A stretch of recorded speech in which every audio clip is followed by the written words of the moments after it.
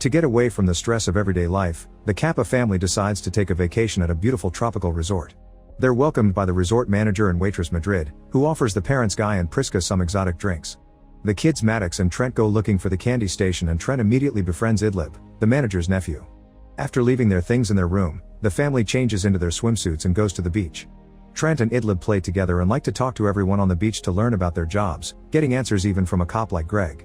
Later in the evening, Guy and Priska have an argument about Priska's illness and their incoming divorce. They're trying to keep it hidden from the kids to give them one last vacation as a family, but their argument escalates and the kids hear them yell anyway. Trent tries to keep himself distracted by reading a letter from Idlib, which he must decode first because the boys have invented their own code to write to each other. Meanwhile, on a beach nearby, Brendan watches his companion get in the water. The next morning, all the resort visitors come down for breakfast. Charles has come with his wife Crystal, who needs lots of calcium in her food, their child Kara, and his mother Agnes with her dog. The manager approaches the Kappas and tells them about a special beach not many people know about, promising to send a van to pick them up later. Idlib comes by to say hi to Trent, but the manager reminds him he isn't allowed to be there. Suddenly everyone turns around when they hear a noise. It's Patricia, who has fallen because she's having an epileptic seizure. Her husband Jaron is a nurse, but Charles is a doctor and comes to help them anyway. Fortunately, Patricia recovers quickly and apologizes to everyone for ruining breakfast. Moments later, a driver comes to pick up the Kappas and Charles' family. He takes a hidden road that requires him to go through a special gate that says off limits, and he leaves them outside a clearing, explaining he can't come along. The families cross the woods and a very narrow cavern to come out to a beautiful secluded beach. Charles notices Brendan is sitting nearby, and since he's a racist twat, he decides to leave their things as far away as possible.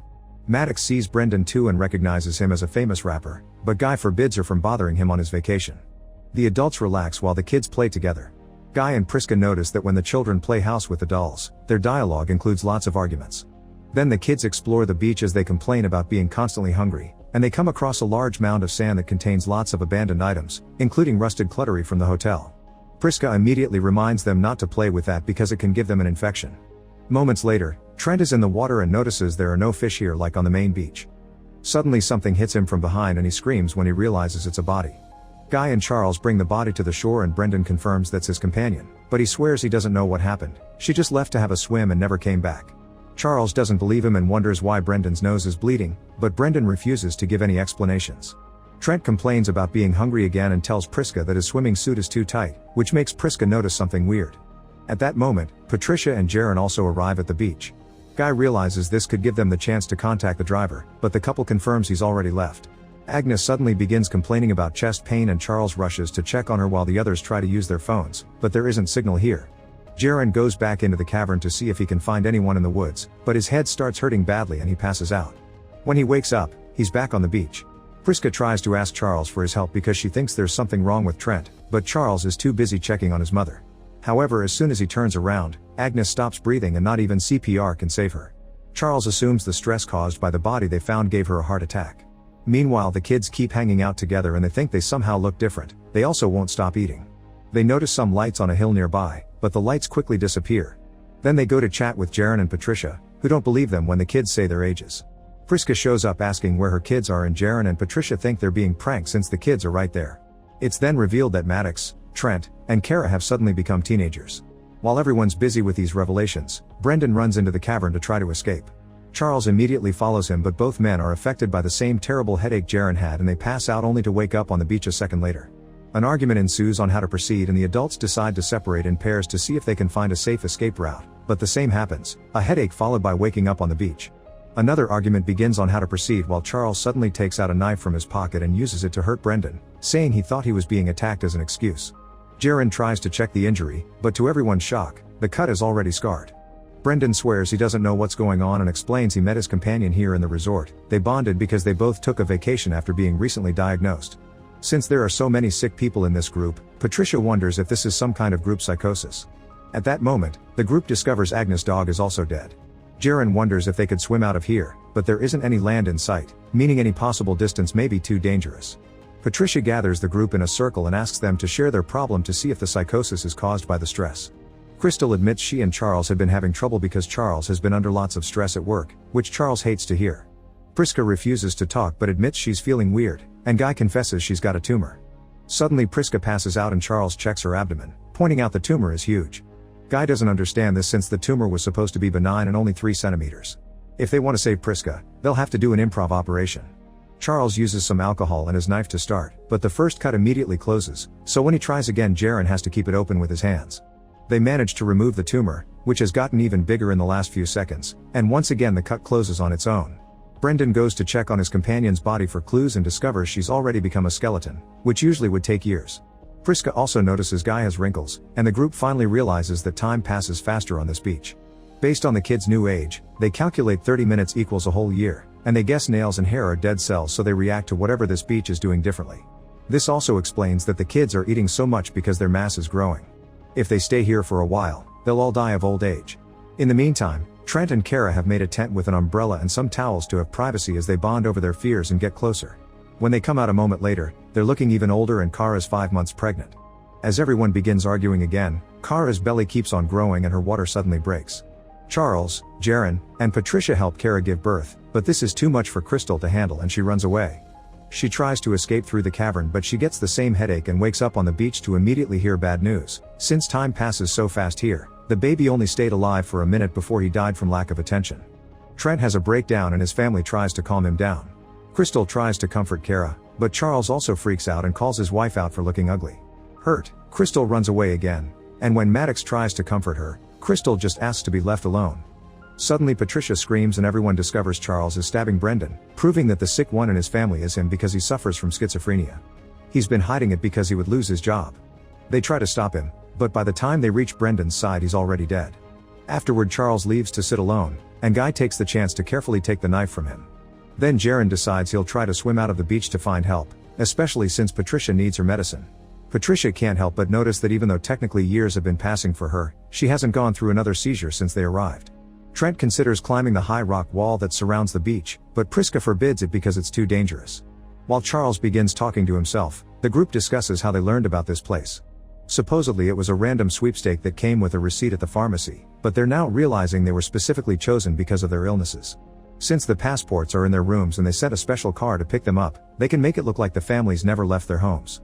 Later, Maddox has a private talk with Priska, wondering if she had been planning to leave Guy. Priska confirms she had and that she had an affair when she learned about the tumor because she got scared. Maddox can't believe what she's hearing and needs some time alone, so she gets in the water to distract herself. At that moment something bumps against her and she screams when she finds Jaron's body. Patricia cries for her husband as the others realize Brendan had been telling the truth, he never hurt his companion. After a certain distance, the sea probably works the same way the cavern does and Jaron drowned when he passed out. Meanwhile Kara can't stop holding her dead baby while she laments all the cool high school experiences they've missed. Trent finally decides to take the baby from her and do a proper burial, but Kara takes advantage of his distraction to start climbing up the rock wall. Unfortunately this area also works like the cavern, meaning Kara passes out and falls to her death. Trent has another breakdown and Guy has to pull him away from the body, pointing out they should all stay together from now on. Patricia finds some floating noodles and ties them together to check if she can use them to float away. Before she can try though, she begins having another epileptic seizure. Charles is lost in his own mind and there's nobody else with medical knowledge to help, so sadly Patricia dies next. At that moment, Guy realizes his vision is getting blurry, and Priska can't hear from one ear. Crystal hasn't consumed any calcium in a while and her body is starting to deform, so she decides to stay hidden from everyone else. Trent and Maddox start a fire for their parents since old age makes them feel chilly all the time. Guy confesses to Priska he knew about her affair because he saw her text messages, and Priska apologizes as she confesses the place she wants to be at right now is Guy's side. Guy admits that he wants to stay with her too.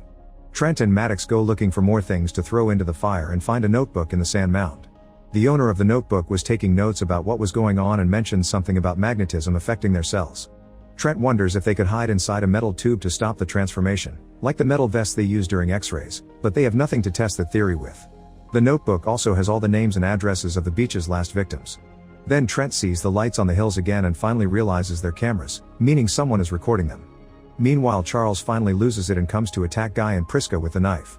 The couple tries to protect each other, but since the cuts close themselves, Charles just keeps going. Priska runs to her kids and sends them to hide before she grabs a rusted knife that she uses to stab Charles. The cut closes, but the infection begins to spread incredibly fast and Charles dies. Maddox and Trent hide among the rocks and come across Crystal, whose hypocalcemia has completely deformed her body. She's having a terrible breakdown and starts throwing things at the kids to scare them away, but suddenly her body begins squirming in pain and she dies as well. The couples reunite and have a soft moment together by the fire. Guy and Priska are elderly by now, and Guy's having memory problems. He's forgotten what they had been fighting about and why they wanted to leave this beach because he thinks it's beautiful. Then Guy confesses he's also forgotten the word for his feelings for Priska, and as he rests his head on her shoulder, he dies of old age.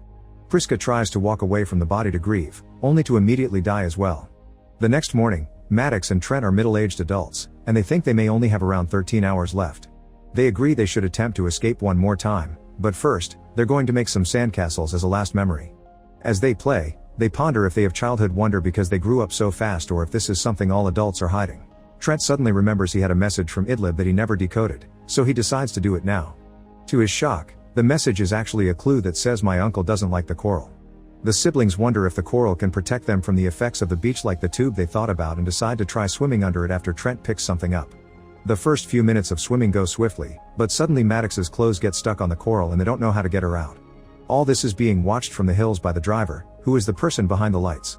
After the siblings fail to come out, he assumes they're dead and let his boss know before returning to a lab hidden in the woods. At that moment the leader shows up and turns out to be the manager, who asks for a minute of silence for the latest deaths. It turns out the resort invites sick people to stay so they can be used in experiments, and Madrid receives them with those special drinks because they have experimental medicine in them. This lab uses the effects of the beach to develop medicine trials that usually would take a lifetime. Today they've found a cure for epilepsy, proven by the fact Patricia went 16 years without a seizure. This lab is also in charge of wiping all the electronics left by the dead visitors to avoid being found. Afterward the manager returns to the resort to receive his new victims, and he takes the time to remind Idlib he must ask which children he's allowed to play with. At that moment, a mysterious figure approaches Greg to give him a notebook in a bag. The newcomers arrive at the resort and when Madrid is about to hand them the drinks, someone bumps into her and makes her spill everything. While Greg calls his station and confirms every name on the notebook is a missing person, it's revealed that Maddox and Trent did manage to escape the coral by breaking the piece that got stuck on Priska's clothes and breathing through the holes in the roof. They found fish as soon as they came out on the other side, confirming that was a safe part of the sea. Trent shows Idlib the coded message, and Idlib has to touch his face to believe this is his dear friend. Moments later, Greg is taking the siblings away in a helicopter as he explains his team is arresting everyone involved. Make sure to subscribe and turn on notifications so you can watch more videos like this. Thanks for watching.